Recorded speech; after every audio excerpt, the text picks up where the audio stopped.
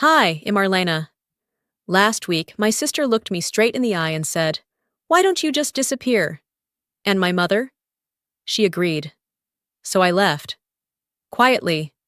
No shouting, no scene, just silence. This morning, they called me 13 times. But long before that moment, they'd already started cutting me out of family photos, out of public speeches, out of my own memories. They erased me like I was an inconvenience. What happens when your own blood rewrites your story without you? And more importantly, what do you do when you decide to write it back? Dinner had been quiet, but not peaceful. Vera had spent most of it pushing food around her plate, tapping her fork against the dish like she was waiting for a cue only she could hear. Clara sat across from me, glass of wine in hand, eyes drifting toward the television that wasn't even on.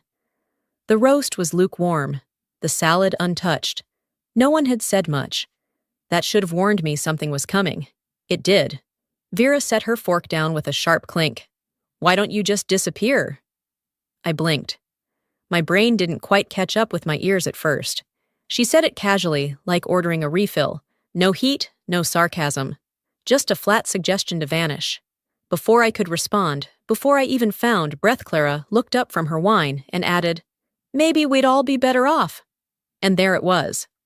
The sentence that erased me. I didn't yell, didn't cry, didn't ask why.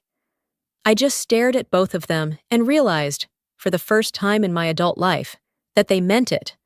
They weren't trying to hurt me. They were just tired of pretending I belonged at that table. I've learned a few things about my family over the years. 1. Whoever talks louder wins. 2. Silence, when wielded right, can last longer than any scream. So I said nothing. Instead, I stood up, excused myself without being asked, and climbed the stairs to what used to be my room. It had changed. The posters were gone. Half my books were in boxes I didn't pack. A stack of folded linens sat where my nightstand had been, like someone had already begun the process of converting it into a guest room. I didn't linger. I pulled out the old canvas bag I kept under my bed, tossed in my laptop, a few chargers, a change of clothes, and one photo May and Dad, standing in front of the cabin in Sister's Oregon, the day we brought home that ridiculous carved moose statue Clara hated. His arm around my shoulder, my smile real. We both looked like we belonged somewhere. By the time I reached the bottom of the stairs, they were still seated. Vera was scrolling on her phone. Clara poured another inch of Merlot. As I reached for my keys, Clara didn't even look up.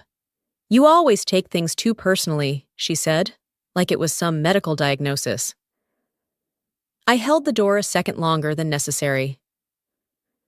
"I won't make this mistake again," I told her. It wasn't a threat. It was a vow. No one followed me out. The sky outside was low and heavy, the kind of gray Oregon specialized in this time of year. I didn't even turn on the radio. Just drove, street after street, until the road narrowed and I saw Harper's porch light blinking against the dusk like it was waiting for me. She opened the door before I knocked. Didn't ask anything. Just stepped aside to let me in, like this wasn't the first time I'd come undone at her threshold. We didn't talk much. She made tea, handed me a mug with both hands, and sat beside me in silence. I don't remember if I drank it. Just remember the heat of the ceramic and the hum of the refrigerator. It was close to midnight when I finally said it out loud. She meant it. Mom, too. This time, they both meant it. Harper didn't reply, and I didn't need her to. I turned off my phone that night, but not before the first missed call lit up the screen. Back then, I didn't know it would be 13 by morning. I also didn't know that just a week before it all unraveled, I had nearly convinced myself that maybe things were turning around. It started with Vera's voice at the edge of the hallway. "Mom's doing a charity brunch for the community center next weekend. You want to help coordinate?" I blinked at her, unsure if I'd misheard. "You want me there?" She rolled her eyes. "I didn't say headline it, Arlena, just help." Still, it was the first time in months she asked me to do anything other than move my car. So I said yes. I showed up early, hair done, heels a bit too much for folding chairs and buffet trays, but I wanted to look like someone you didn't forget to mention. That morning, Vera handed me a clipboard like I belonged. I even smiled genuinely, for the first time in longer than I'd admit. Guests arrived in waves: old neighbors, donors, 2 retired teachers from our high school. I greeted people, directed them to seats, smiled until my cheeks ached. One older gentleman, Mr. Headley, approached with a kind grin. "Well, if it isn't Vanessa," he chuckled, patting my arm. I froze. "It's Arlena," I corrected gently. He blinked. "Ah, my mistake. You girls look more and more alike these days." We didn't. Later, I found a stack of printed invitations near the check-in table. The line beneath the event title read, "Hosted by Clara Whitmore and Vera Whitmore and guest." I laughed at first, a dry kind of laugh that stayed in the throat. I told myself it was probably a print error, but it echoed louder than I wanted. Things didn't get better once the speeches began. Vera stood confidently beside Clara, microphone in hand, glowing under soft stage lights. She spoke about legacy, about the importance of roots and community, and then about a memory. "When I was 10, Vera said, I entered the Northwest Young Writers Competition. Dad helped me revise my story, remember, Mom? And when I won, we drove all the way to Portland to accept the award." People clapped. Clara smiled, nodding along, but I couldn't breathe. That wasn't her story. It was mine. I remember the night I stayed up until 2 a.m., asking Dad to read my 5th revision.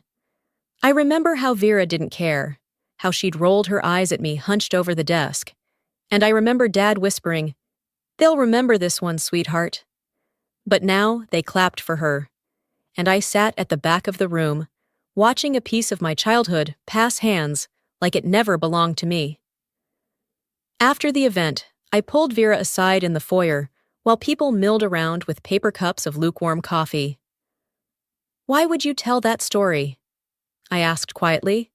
She didn't even blink. "You really think you earned that win?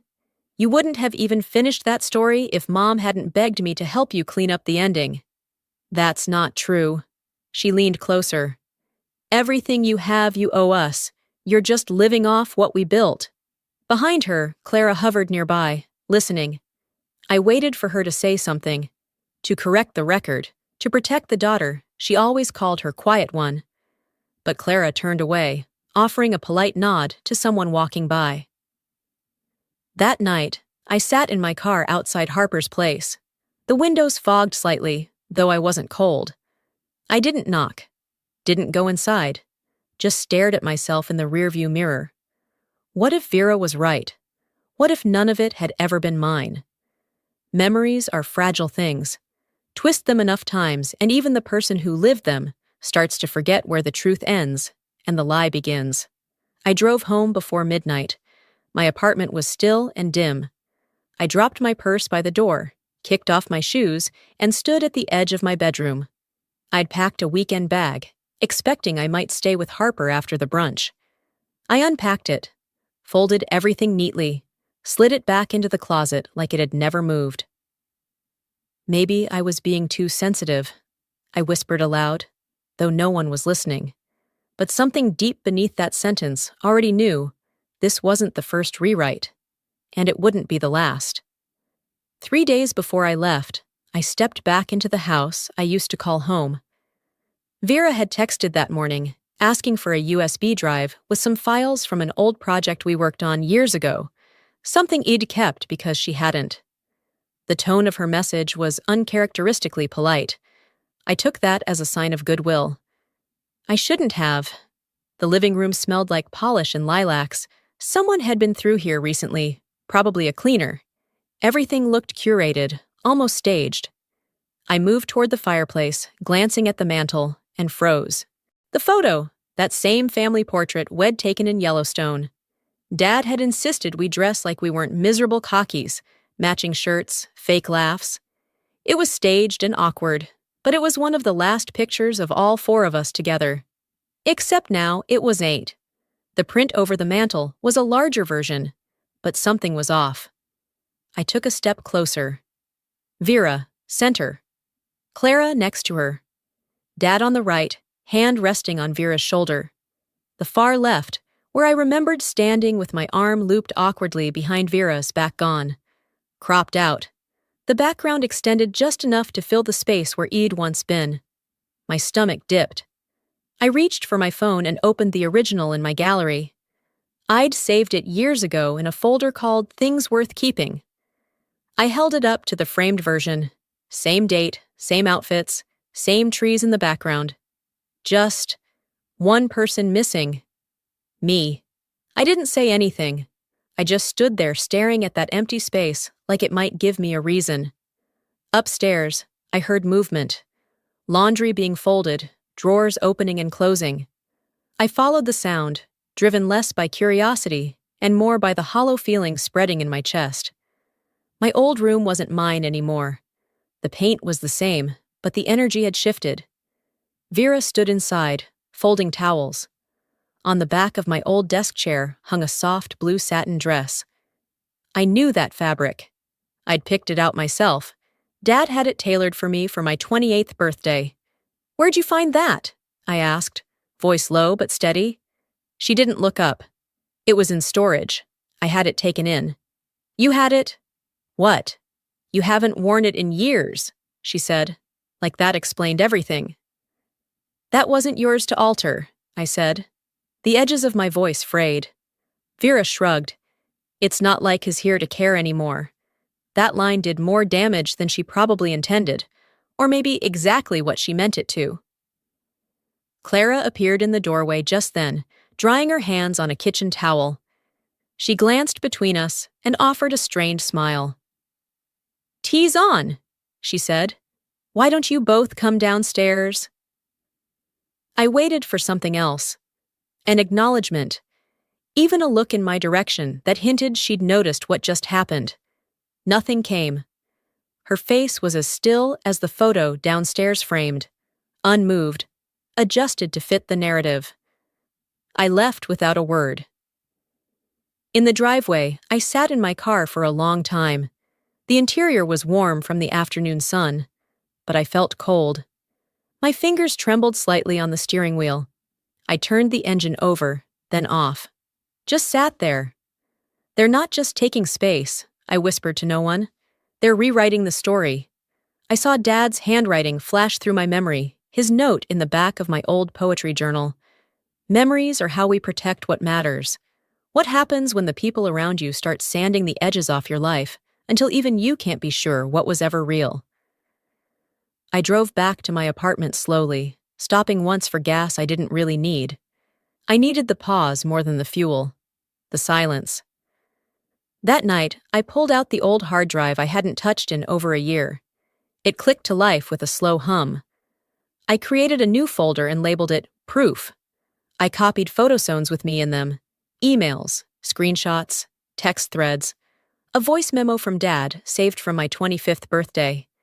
I wasn't planning to use them, not yet. But if they were going to erase me, I wanted to have something that said I'd existed, even if the only person who ever looked at it again was me. 2 days before everything fell apart, I received an envelope in the mail. Heavy stock, embossed lettering Clara's style, of course. Inside was an invitation to the Eugene Historical Society's 50th anniversary gala. The line at the bottom read, "Hosted by Ms. Vera Whitmore and guest." I read it twice. No mention of me. Not the Whitmore family, not even Arlena Whitmore. Just and guest. The implication landed with the same chill I felt opening that front door for a stranger. Still, Harper urged me to go. "Show up," she said. "Look good. Remind them you don't disappear just because they forget to say your name." So I went. The event was held in the downtown Civic Hall. Rows of chairs lined the stage, glass pitchers sweating on long tables. I recognized most of the guest donors, retired teachers, board members who used to call me the sweet one. I stepped in, heels clicking against polished wood, and smiled like I was happy to be there. But even before Vera took the podium, I felt it. She spoke effortlessly, her voice warm and composed, radiating poise the way she always did when there was something at stake. The speech started harmless, acknowledging past board members, community leaders, even Clara.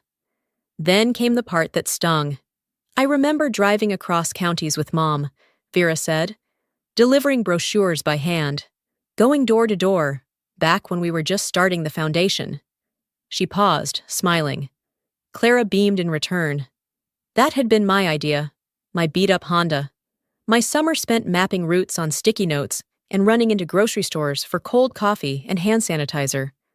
Vera had tagged along on one tripone, and now she'd lived it all? The audience clapped. I sat in the third row, nodding like I agreed with a version of the truth that didn't include me. My hands had started trembling by the time I stood up. I slipped out the side door, past the caterer prepping dessert trays, and into the quiet hallway. I pulled the invitation from my bag and looked at it again. This time, I noticed something I hadn't before. Veronica, Clara, Whitmore, and Guest.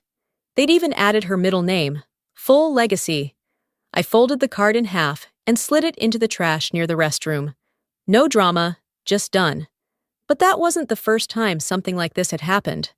A memory surfaced me at 11, nervously adjusting my shirt at a local library, holding my poem in sweaty fingers. I had won a regional writing contest. I remembered how Dad had grinned the whole way home, how Mom told the neighbors I really had a voice. Weeks later, I overheard Vera on the phone. Yeah, Arlena and I worked on that poem together. I helped her clean up the rhythm, obviously. Clara had been in the kitchen. She hadn't corrected her. She never did. That's when the doubts began. Not loud, not all at once, but slow, subtle, like rot under paint. Backstage after the event, I found Vera by the refreshment table, sipping lemon water like she just accepted an award. No one else was around. I didn't plan what I said next. I didn't need to. Why do you keep erasing me? She blinked. Jesus, Arlena. Grow up. You took my story again. You stood up there and gave away a memory that wasn't yours. You were always the delicate one, she said, setting her glass down. We couldn't count on you to follow through. You cracked under pressure. I stared at her. That wasn't your call to make. Vera leaned in, voice low. You don't get to rewrite the past just because you want a bigger part in it. No, I said. Steady now. You don't get to rewrite me just because you talked louder. She laughed, that sharp exhale she used when she wanted to dismiss me without getting her hands dirty. Then she walked away. Clara stepped in from the side hallway a moment later, holding a plate of untouched finger sandwiches. She must have heard at least the tail end. Did you hear what she said? I asked. Clara shifted the plate to her other hand. She didn't mean it like that. But you always mean it like that, I said. You mean it with silence. She didn't respond. That was the last time I waited for either of them to offer me a place at their table. I should have known it wasn't a real invitation the second Clara called it a check-in. That's what she always did when she wanted to sound warm, but deliver something cold. Her voice was steady, practiced too careful to be casual. Just come by, she said. It's time we talked through everything. I went the next afternoon around 4. The sky was that typical midwinter gray, flat and unbothered, but there was a weight in the air that hadn't been there before. It followed me up the walkway and settled deep in my chest the moment I stepped onto Clara's porch. Vera's car was already in the driveway, angled in like it belonged more than I did. Of course she was here. Of course they were doing this together. Clara opened the door, all efficiency and coolness. No hug, no smile. Just a tight nod and a wave inward, like I was a courier dropping off forms. Vera was already seated at the dining table, a thick folder laid out in front of her. I didn't even need to see the embossed gold logo to know it was from the family attorney. I'd seen that same font on the documents when Dad died. Clara motioned toward the empty chair across from them. We've made a few updates to the estate plan. It's nothing urgent, just clarifications. I didn't move. I just stood there, still in my coat, letting the silence stretch. Vera pushed the folder across the polished table. It's simpler this way. The properties will be transferred into my name, fewer legal hurdles later. I looked at Clara, searching for some trace of discomfort, maybe even guilt. Is that what this is? A simplification? She avoided my eyes. You'll still receive a cash portion. It's not large, but meaningful. And what about the power of attorney? Clara paused, then gave a diplomatic half-smile. We thought it might be overwhelming. You've had a lot going on lately. There it was. The careful wording, the professional courtesy cloaking the personal decision. I let out a slow breath. Did either of you ask how that would feel? Vera crossed her arms and leaned back. You're too emotional for those decisions, Arlena. That sentence, that exact phrase or some version of it had been thrown at me for years. It always landed the same, sharp, minimizing, permanent. But this time, it came with paperwork. Clara stood and moved to the cabinet along the wall. She opened the top drawer and returned with a small, time-worn envelope, its edges yellowed, the paper soft with age. She placed it on the table between us. I found this while cleaning out the upstairs closet, she said gently. It's the letter you wrote me when you were 19. You tucked in money from your first job. I stared at the handwriting on the front. My own. Clara gave a nostalgic smile, as if this was some heartfelt moment. You don't need to hold on to things like this. It's not necessary. She hadn't even opened it. I reached out slowly, picked up the envelope, and slipped it into my purse. My hand lingered there for a moment, part grief, part resolve. Silence fell over the room, but it wasn't empty. It was dense, humming with things left unsaid. Then something in me shifted. My voice came out low, steady, cold. You've made your choices, I said, and I won't fight you for a seat at a table you already cleared of me. Clara blinked. Don't be dramatic. No one's pushing you out. I looked from one sister to the other. I'm not being dramatic. I'm just done underreacting. I picked up the folder Vera had slid across the table and handed it back to her untouched. I don't need this, I said. Vera let out a frustrated sigh. You always make things harder than they have to be. And yet, I said, slipping my arms into my coat, I'm still the quiet one between us. Neither of them moved. Neither of them said goodbye. I walked out with a steadiness I hadn't felt in years, a kind of deliberate calm, like every step was another nail in a coffin that should have been sealed a long time ago. And this time, I didn't glance back. Once inside my car, I sat with the engine off and my keys in hand. The hedge beside the driveway caught my eye, the same one I used to hide in as a child when I needed space to cry. Or to dream. I used to imagine it was a secret passage to a better life. Maybe, in some way, it still was. I pulled out my phone and dialed Harper. She picked up on the second ring. Hey, you okay? I stared at the unopened envelope on the seat beside me. My younger self, folded into paper. I need your help, I said. With what? I'm going to start collecting everything. Photos, emails, letters, screenshots. Anything that shows I was here, that I counted, that I mattered. There was a pause. To what end? I looked at the steering wheel, then back at the envelope. I thought about everything it swallowed for the sake of peace. Everything I let slide so I wouldn't seem difficult. Emotional.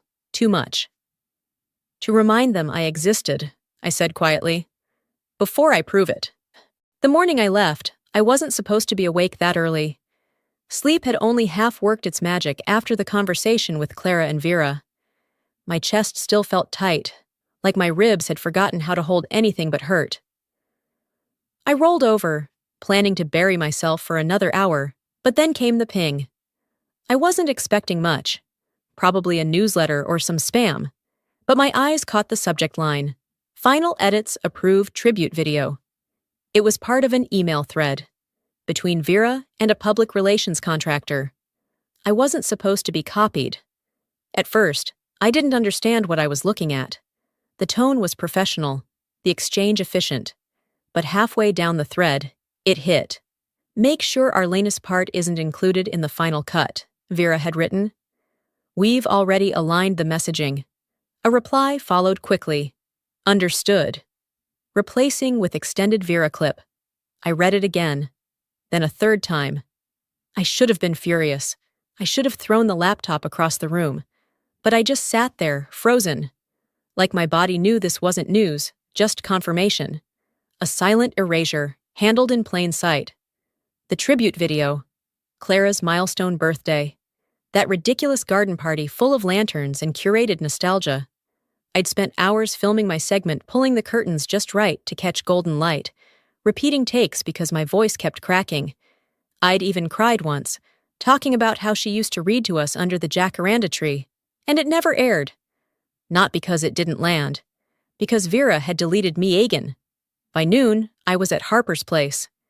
I didn't say much, just showed up with my laptop and the kind of silence that makes good friends wordless. She opened the door, looked at me once, and cleared her dining table without a word. "Check the shared drive," I managed to say, my voice flat. "Vera sent it to me months ago." I never looked. We found it after some digging buried underfolders named Legacy Content and Final Assets. The wheel spun forever, and then it loaded. Family Timeline. Inside was a trash folder, and there it was. Arlena birthday clip final.move. Still intact. Still time-stamped. Still me. Harper backed it up like it was national treasure, 2 hard drives, 1 cloud, even a burner email address I'd forgotten ever creating. She turned to me. "What do you want to do with it?" I looked at the file. The name. The version of me they decided didn't fit. "Keep it," I said, "for now." Back home, I didn't unpack. I didn't eat. I didn't scroll away the feeling. Instead, I made space, cleared the clutter from my desk, wiped it down with an old dish towel, and opened a blank folder on my screen. The rewrite. Inside, I began to place the evidence. Not to punish them. Not even to demand anything. Just so that, finally, anyone would see it wasn't all in my head. I added a cropped version of the Yellowstone photo, where it'd been cut off at the shoulder, the birthday invitation, the one where my name was missing, the tribute video, my voice, my memories, my face, screenshots of Vera's email thread with the PR vendor, a scanned PDF of the estate paperwork Clara quietly handed me last fall, the envelope I'd never sent my 19-year-old self's letter to Clara, sealed but unread. I dragged each item into the folder like placing bones in a display case. They had their version. This was mine. I didn't feel angry anymore, not in the fire-breathing way people expect. I was something else. Resolved, unhooked. Harper texted me around 8. "You good?"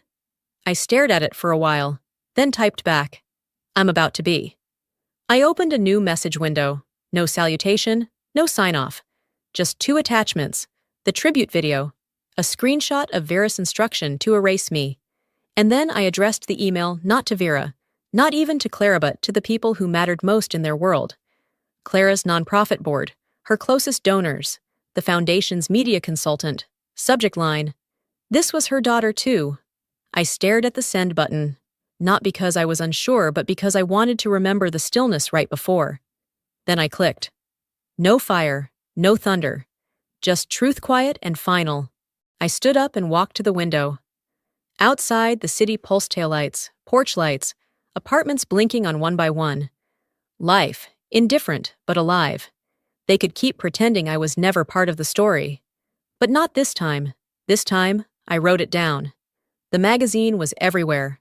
I hadn't planned to see it. I'd only stopped at the coffee shop for a quick cup before heading home. But there it was.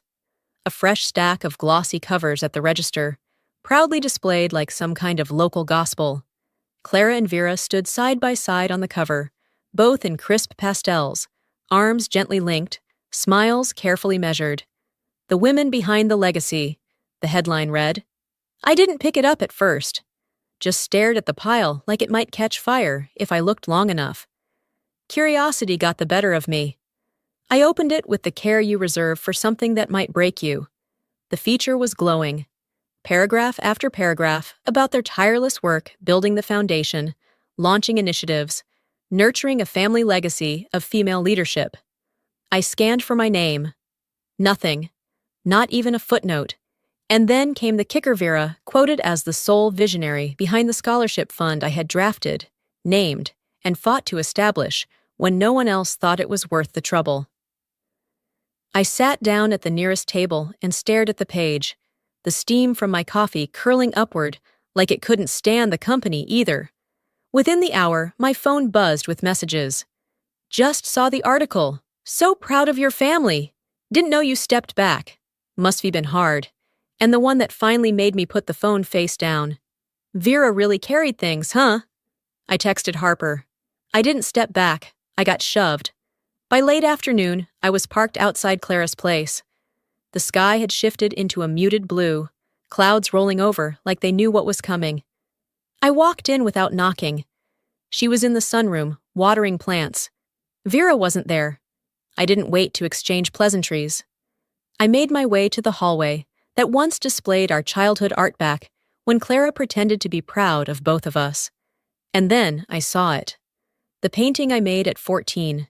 Deep navy swirls, flecks of gold, brush strokes I still remembered wrestling into place. Dad used to call it my voice without words.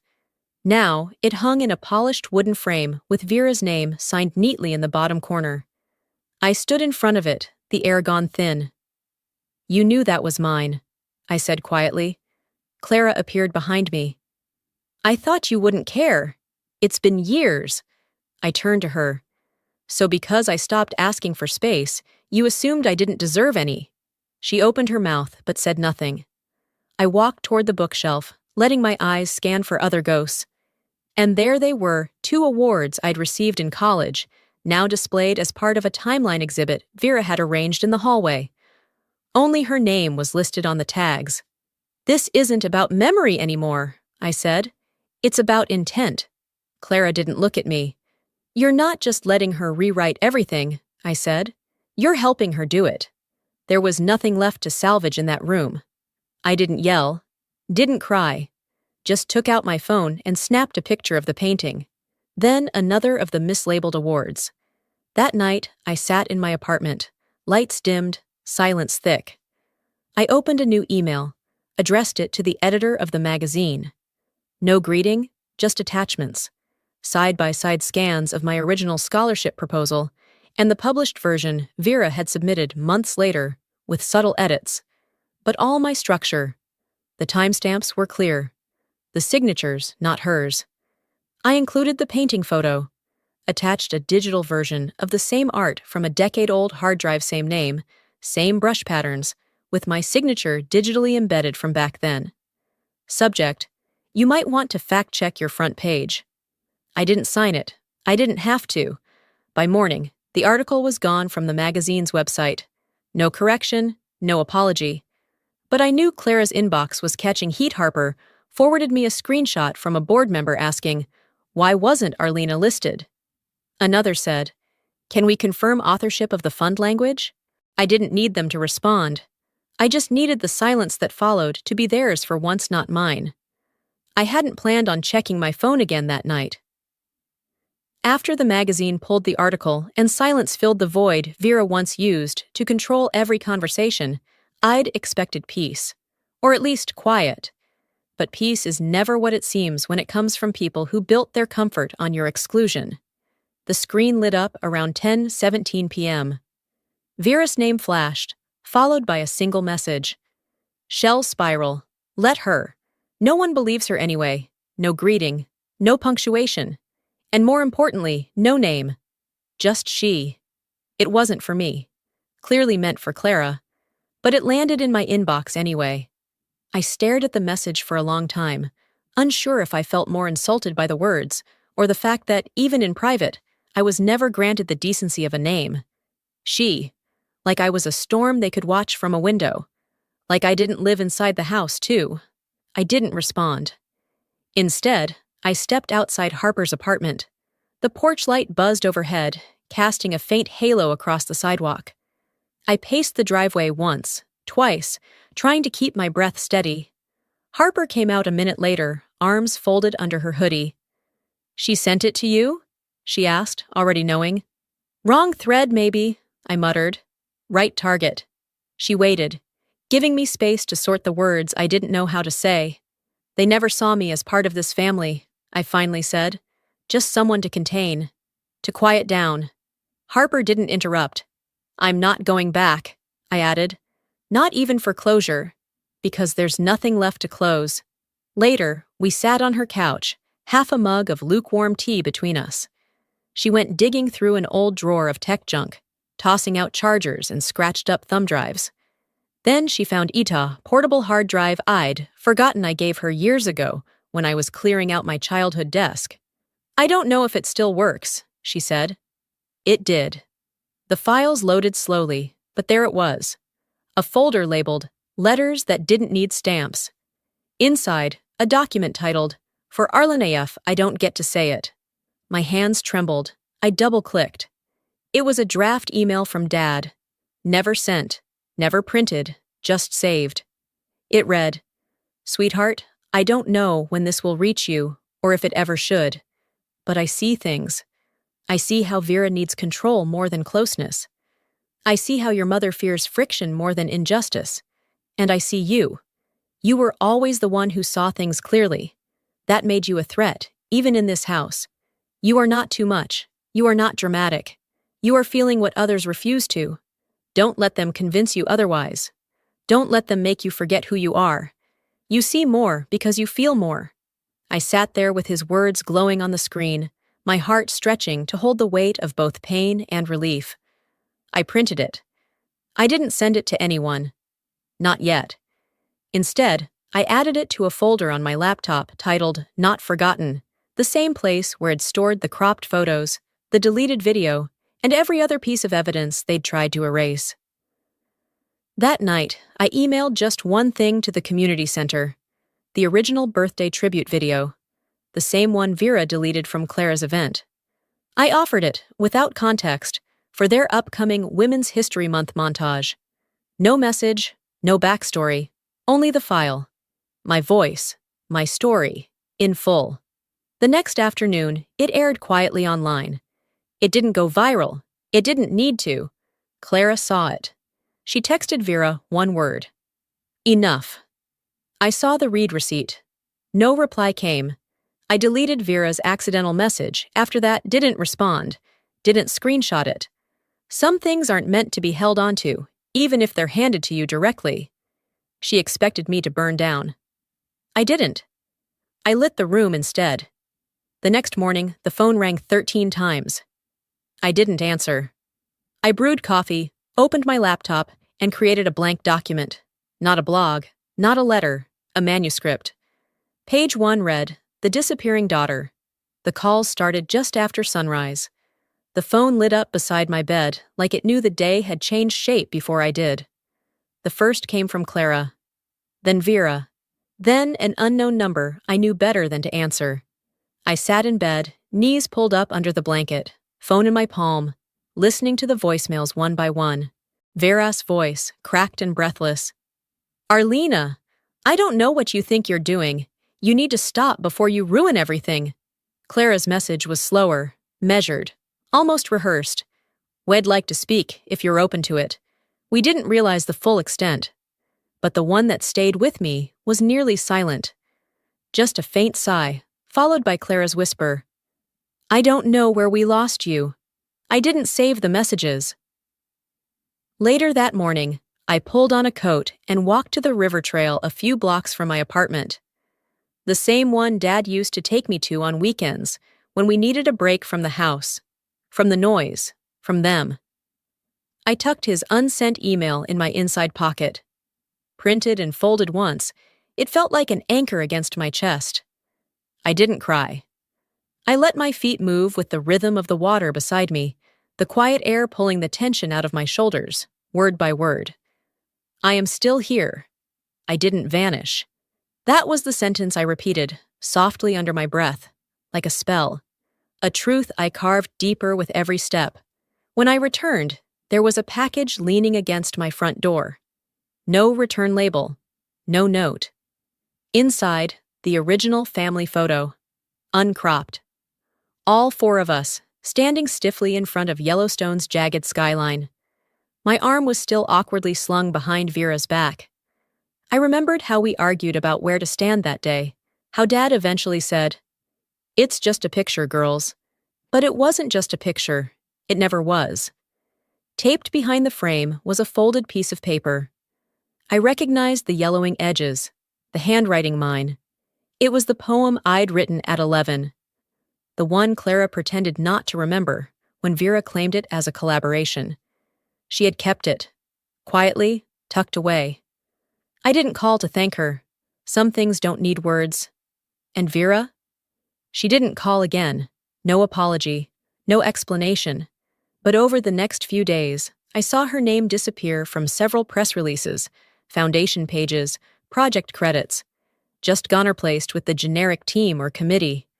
I didn't feel triumphant. I just breathed a little easier. A week later, I spoke at a small community group downtown. A friend had asked me to talk about the role of story in personal identity. I almost said no, but I went. I didn't name names. I didn't dwell on betrayal. I told a simple truth. I was once erased, but I reappeared on my own terms. There was a long pause after I finished. Then one woman stood, eyes glassy, and said, "I've been waiting my whole life to hear someone say that." The following Monday, I signed a publishing contract with a small press out of Seattle. Nothing flashy, but real. The book was titled Disappeared, A Daughter's Undoing. On the dedication page, I wrote, "For anyone who needed proof they were real." Afterward, I closed the laptop, stretched my arms above my head, and padded barefoot into the kitchen. I boiled water, steeped tea, stood there watching the leaves swirl slowly. The apartment was quiet, but this quiet belonged to me. As sunlight slanted through the blinds, I glanced toward the windowsill. The photo sat there in a simple frame uncropped. Next to it, my father's email, printed on ivory paper, framed beside it. I didn't frame them to prove a point. I framed them to remember that I never needed to be louder. I just needed to stop waiting for someone else to say I mattered. The light hit both frames, then warmed my cheek, and I smiled. Small, but steady. Sometimes the people who silence us the most are the ones who claim to love us the loudest. I spent years trying to earn my place at a table that had already decided I didn't belong. But the truth is, your worth isn't up for vote, and your memories aren't optional. If you're someone who's ever been overlooked, rewritten, or made to feel small, know this. You don't need their permission to exist. You don't need to be louder, you just need to stand still long enough for your truth to echo. Now, I'd love to hear from you. Have you ever felt like your story was hijacked by someone else? Or that you had to prove you belonged in your own family? Tell me below. Drop a 1 if this story hit close to home, or just let me know where you're watching from. And if this video meant something to you, if it stirred something inside, or made you reflect, don't forget to subscribe to this channel for more stories that speak to the heart, challenge the silence, and remind us that we're not alone. I'll be reading the comments. Let's keep the conversation going.